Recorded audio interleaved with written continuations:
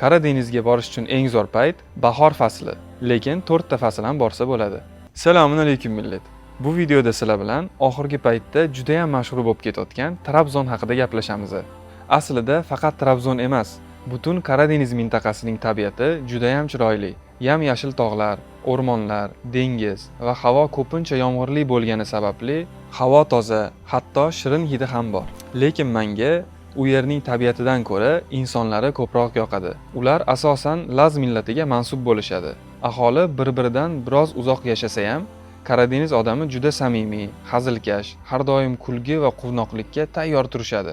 Lekin hazilkash ekan deb o'tkazib yubormang, chunki Qora dengizda qurol-yarog' ko'tarib yurish kulturaga aylangan. Hatto yosh bolalarda ham bo'ladi. U yerning mafiyalari ham juda mashhur. Ularning turkchasi ham o'ziga xos. Aksent va shevalari yoqimli va eshitganda bittada seziladi. O'sha mashhur turk choyi mana shu mintaqada o'sadi.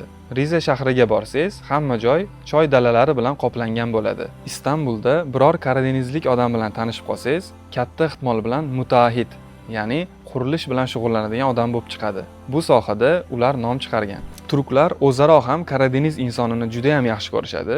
Shu sababli bir yilda kamida bitta serial Qora dengiz haqida bo'ladi. Keyingi safar faqat Trabzonga emas, Qora dengizning boshqa shaharlari, Rize, Samsun, Ordu, Giresun bu joylarga ham borib ko'ring. Albatta ko'rishga arziydi.